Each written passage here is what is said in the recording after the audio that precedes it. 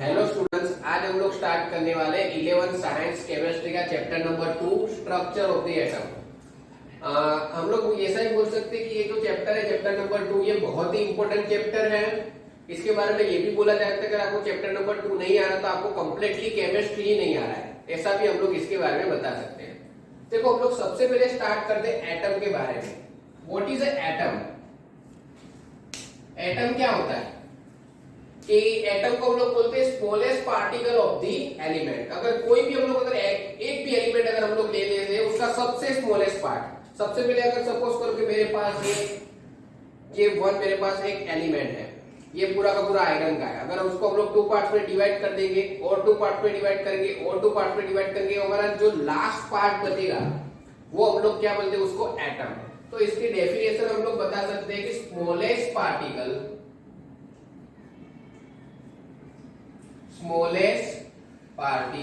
Of the element. Clear हो रहा है बेटा? देखो सबसे पहले हम लोग स्ट्रक्चर ऑफ द एटम के बारे में फर्स्ट ऑफ ऑल में डेफिनेशन देखी। एटम क्या है? तो atom is the smallest particle of the element. इसका अगर कोई एग्जांपल आपको बताऊं तो एग्जांपल क्या होगा, ध्यान से देखना। कोई भी एक ही एलिमेंट ले रहा हूं अगर मैं, कोई भी वन एलिमेंट, जैसे कि ये मेरा हाइड्रोजन है, ऑक्सीजन ले लो, नाइट्रोजन ले लो, एक्सेट्रा। कोई भी इतना एक ही एलिमेंट अगर हम लोग लेंगे तो उसको हम लोग क्या बोल सकते हैं, ये है हमारा एटम। सेकंड हम लोग बात करेंगे मॉलिक्यूल्स के बारे में। Molecules, what is a molecules? अगर कोई भी 2 या 2 से ज्यादा एटम्स अगर कंबाइन हो जाते हैं तो उसको हम लोग क्या बोलेंगे, मॉलिक्यूल्स। 2 और more than 2 atoms are combined and make a molecules. 2 और more than 2 atom are combined and make molecules।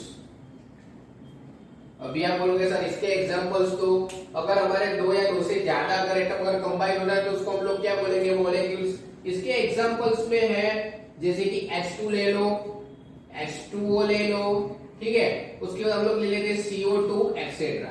2 से ज्यादा अगर एटम्स कंबाइन हो जाए तो उसको हम लोग क्या बोलेंगे, मॉलिक्यूल्स, ठीक है। उसके बाद अगर हम लोग बात करते हैं आगे, हमने शायद से 10th में थोड़ा बहुत देखा हुआ है, 10th का क्वेश्चन। अगर आपको स्क्रीनशॉट लेना हो तो ले सकते हो, ये तो बहुत ही बेसिक है, शायद आपने 9th या 10th में भी इसका डेफिनेशन वगैरह देखा होगा, ठीक है। अभी हम लोग बात करेंगे प्रोटॉन, न्यूट्रॉन और इलेक्ट्रॉन के बारे में।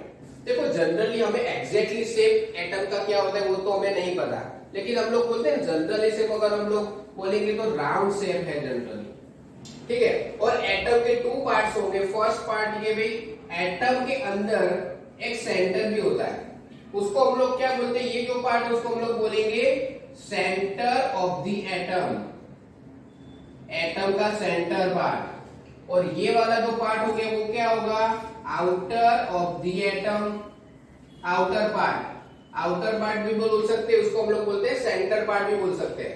सेंटर में 2 चीज होती है, क्या होता है, सेंटर में होता है प्रोटॉन एंड सेकंड क्या होगा, न्यूट्रॉन, ठीक है। हम लोग बोलते हैं सेंटर में क्या होगा, प्रोटॉन और न्यूट्रॉन दोनों होता है। उसके बाद बारी आती है इलेक्ट्रॉन की, तो इलेक्ट्रॉन ऑलवेज ऑर्बिट में सराउंडिंग एरिया में रोटेशन करते रहता है। अभी हम लोग देखते हैं प्रोटॉन है क्या।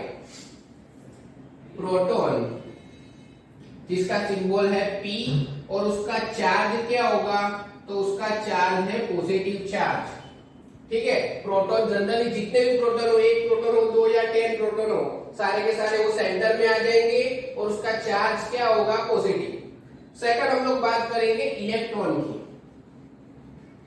इलेक्ट्रॉन क्या है, तो इलेक्ट्रॉन का सिंबल होगा E और उसका चार्ज होगा माइनस। जितने भी इलेक्ट्रॉन होते हैं वो नेगेटिव चार्ज वाले होते हैं। उससे आगे अगर हम लोग बात करें तो न्यूट्रॉन की, न्यूट्रॉन जिसका सिंबल है N, और ये जो न्यूट्रॉन होता है वो क्या होता है, चार्जलेस होता है। कैसा होगा, चार्जलेस, जिसका कोई चार्ज ही नहीं, ठीक है। वो जो भी हमारा एटम होता है उसका अगर हम लोग बोलेंगे वेट किसके ऊपर डिपेंडेबल होगा, तो वेट डिपेंडेबल होगा प्रोटॉन एंड न्यूट्रॉन्स के नंबर के ऊपर। जनरली इलेक्ट्रॉन का वेट बहुत ही कम होता है, ठीक है। अगर हम उसको नहीं गिनेंगे, निगलेक्ट कर देंगे तो भी चलेगा, जो भी हमारा ये कोई भी हमारा अगर एलिमेंट है उसका वेट किसके ऊपर डिपेंडेबल होगा, प्रोटॉन और न्यूट्रॉन। उसका मतलब कोई भी एलिमेंट का जो सेंटर है ना उसके ऊपर डिपेंडेबल है उसका वेट। इतना क्लियर हो रहा है बेटा। फर्स्ट ऑफ ऑल हमने देखा एटम। एटम हम लोग किसको बोलते हैं कि भाई smallest particle of the element. उसके एग्जांपल आप कुछ भी लिख दो, हाइड्रोजन, नाइट्रोजन, ऑक्सीजन एक्सेट्रा।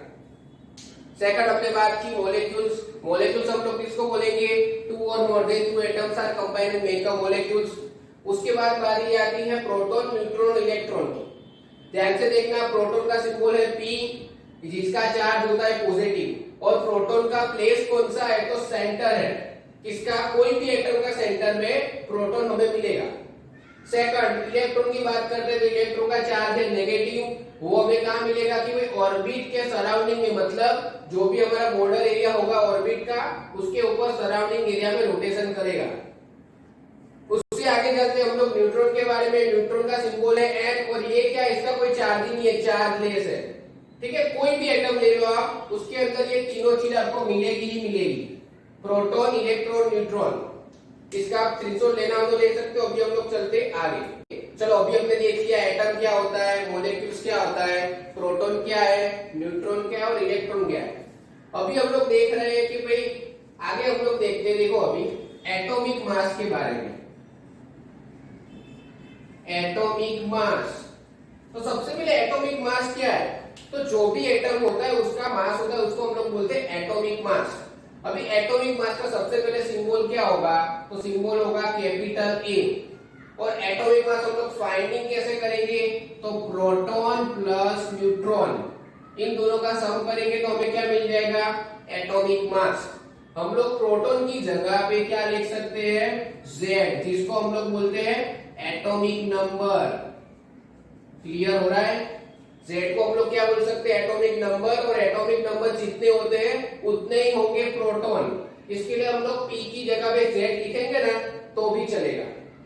अभी हम लोग चलते आगे। देखो अभी सबसे पहले हम लोग बात करते हैं कि ये चैप्टर में आपको आएगा क्या, तो सबसे पहले आपको सिंबॉलिक रिप्रेजेंटेशन आएगा।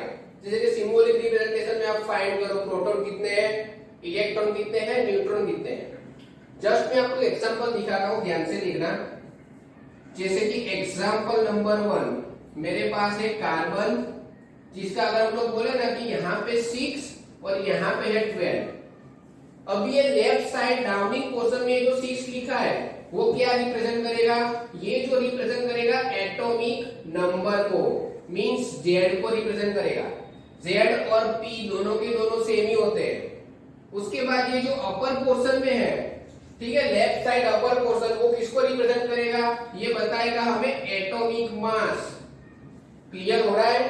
तो अभी देखो सबसे पहले अभी हमें ये सिंबल के अकॉर्डिंग, जैसे कि कार्बन 6 और 12, इसके अकॉर्डिंग अगर मुझे फाइंड करना है कि भाई प्रोटॉन्स के नंबर कितने हैं, इलेक्ट्रॉन्स कितने हैं और न्यूट्रॉन्स कितने हैं, तो प्रोटॉन्स कितने होंगे, जितने एटॉमिक नंबर है उतना ही हमारा प्रोटॉन होगा। ठीक है, तो यहाँ पे प्रोटॉन होंगे 6। सेकंड हम लोग बात करते हैं कि भाई इलेक्ट्रॉन कितने हैं, तो जितने प्रोटॉन्स होंगे उतने ही हमारे पास क्या होंगे, इलेक्ट्रॉन। ठीक है, तो इलेक्ट्रॉन भी कितने होंगे, 6। अभी बारी आती है न्यूट्रॉन की। तो न्यूट्रॉन हम लोग कैसे फाइंड करते हैं, तो उसके लिए ये हमारे पास फॉर्मूला है कि भाई atomic mass is equal to proton plus neutron. तो अभी क्या होगा, यहाँ पे हम लोग फाइंड करेंगे atomic mass is equal to P plus N।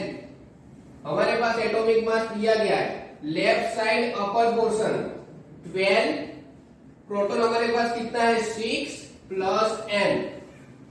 ठीक है, अभी देखो N कितना मिलेगा हमें, 12 माइनस 6, तो N इज इक्वल टू होगा 6। तो हमें क्या मिला, प्रोटॉन भी 6 है, इलेक्ट्रॉन भी 6 है और न्यूट्रॉन भी 6 है। फाइंड करना आएगा आपको। ठीक है, देखो ये आपका एग्जांपल कंप्लीट। और एक एग्जांपल मैं आपको बता, चलो तो अभी हम लोग सेकंड एग्जांपल देखते हैं। सेकंड एग्जांपल में क्या है, ये हमने कार्बन का एग्जांपल देखा, हम लोग सेकंड देखते हैं सोडियम का एग्जांपल। तो एग्जांपल नंबर 2 ध्यान से देखना। यहाँ पे मैं एक एग्जांपल में यहाँ पे सिंबल ले रहा हूँ सोडियम, यहाँ पे मैंने लेफ्ट साइड डाउनिंग पोर्शन उसका एटॉमिक नंबर लिखा है 11 और अपर पोर्शन में मैंने लिखा है 23। ठीक है, अभी हमें फाइंड करना है, प्रोटॉन को फाइंड करेंगे, इलेक्ट्रॉन्स के नंबर फाइंड करेंगे और न्यूट्रॉन के नंबर फाइंड करेंगे। ठीक है, अभी देखो ध्यान से, मैंने क्या बोला कि लेफ्ट साइड डाउनिंग पोर्शन में हमारा जो भी है वो हमारा होगा प्रोटॉन। तो प्रोटॉन के नंबर्स हमारे पास कितने होंगे 11। चलो ये तो आपको क्लियर हो गया है। सेकंड मैंने क्या बोला, जितने भी प्रोटॉन है उतने ही हमारे क्या होंगे इलेक्ट्रॉन। तो इलेक्ट्रॉन्स कितने होंगे, इलेक्ट्रॉन भी हमारे पास है 11। थर्ड अभी हम लोग बात कर रहे हैं न्यूट्रॉन की। तो न्यूट्रॉन करने के लिए हमारे पास ये फॉर्मूला है, atomic mass is equal to proton plus neutron.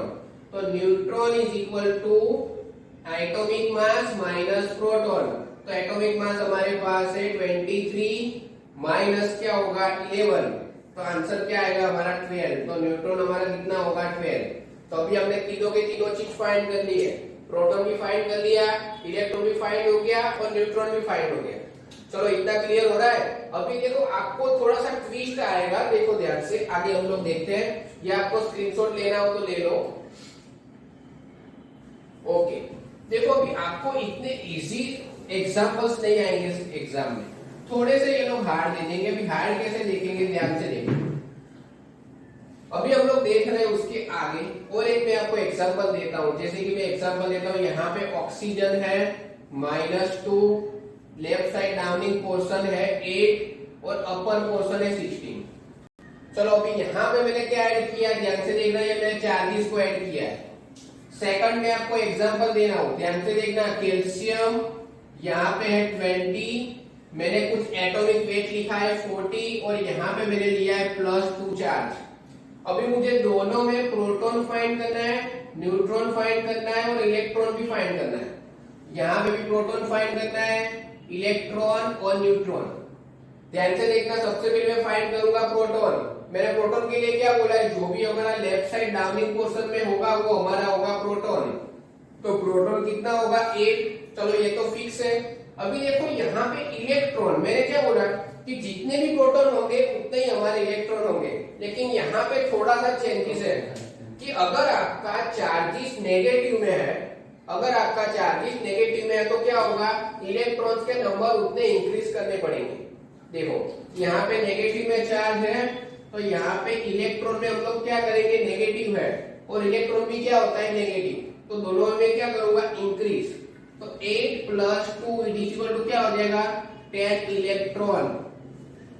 Clear हो रहा है। सेकंड हम लोग यहाँ पे देखते हैं, यहाँ पे प्रोटॉन तो हमें दिख रहा है लेफ्ट साइड डाउनिंग पोर्शन 20।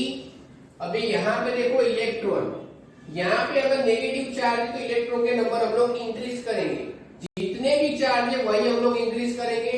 यहाँ पे देखो पॉजिटिव में चार्ज है तो हम लोग क्या करेंगे, उतने इलेक्ट्रॉन लेस करेंगे। ठीक है, 20 में से अगर मैं 2 लेस कर दूंगा तो कितने होंगे 18 इलेक्ट्रॉन। क्लियर हो रहा है बेटा। फिर से मैं एक्सप्लेन कर रहा हूं, अगर आपको कोई भी सिंबॉलिक रिप्रेजेंटेशन में नेगेटिव चार्ज है तो हम लोग क्या करेंगे, उतने इलेक्ट्रॉन इंक्रीज करेंगे, बिकॉज ऑफ इलेक्ट्रॉन होते हैं नेगेटिव। यहाँ पे मैंने क्या किया है, पॉजिटिव चार्ज है तो हम लोग क्या करेंगे, डिक्रीज करेंगे। चलो अभी एक तो हम लोग आगे, न्यूट्रॉन तो सेम ही है, न्यूट्रॉन को फाइंड करने के लिए क्या है, तो A = P + N। एक ही जगह में लिख दूंगा 16 = 8 + N। तो N = 16 - 8, तो N = 8। चलो ये तो हमारा फाइंड हो गया। यहाँ पे भी आपको न्यूट्रॉन फाइंड करना आएगा या आएगा, देखो A = P + N। A हमारा कितना है 40 = हमारे पास है 20 + N। तो N = क्या होगा 40 - 20 और N = हमारा 20। चलो आएगा इतना। फिर से मैं रिपीट कर रहा हूँ, सबसे पहले हमने क्या देखा है, एटम देखा, मॉलिक्यूल्स के बारे में देखा, उसके बाद हमने देखा प्रोटॉन जिसका चार्ज होता है पॉजिटिव, न्यूट्रॉन का कोई चार्ज ही नहीं होता और इलेक्ट्रॉन का चार्ज होता है नेगेटिव। यहाँ पे हमने क्या देखा है, अगर लेफ्ट साइड डाउनिंग पोर्शन में है तो उसको हम लोग बोलेंगे प्रोटॉन। ठीक है, और वही जितने प्रोटॉन होंगे उतने ही क्या होंगे इलेक्ट्रॉन। अभी न्यूट्रॉन के बारे में मैंने आपको फॉर्मूला दिए, A = P + N। अभी देखो यहाँ पे क्या चेंजेस है, अगर कोई भी सिंबॉलिक रिप्रेजेंटेशन में नेगेटिव चार्ज है तो हम लोग क्या करेंगे, इलेक्ट्रॉन के नंबर्स इंक्रीज कर देंगे। कितने चार्ज है, 2, तो यहाँ पे मैंने 2 इंक्रीज किया है। कोई भी अगर सिंबॉलिक रिप्रेजेंटेशन में पॉजिटिव चार्ज है तो हम लोग क्या करेंगे, उतने नंबर डिक्रीज करेंगे। तो यहाँ पे मैंने डिक्रीज किया तो क्या हो गया, 18 इलेक्ट्रॉन। ठीक है, तो आज के लिए हम लोग इतना ही देख रहे हैं। जो आपका एग्जांपल नंबर 1, 2 और जितना भी आगे का पोर्शन होगा वो हम लोग नेक्स्ट वीडियो में हम लोग देखेंगे। ठीक है, okay, all the students, thank you.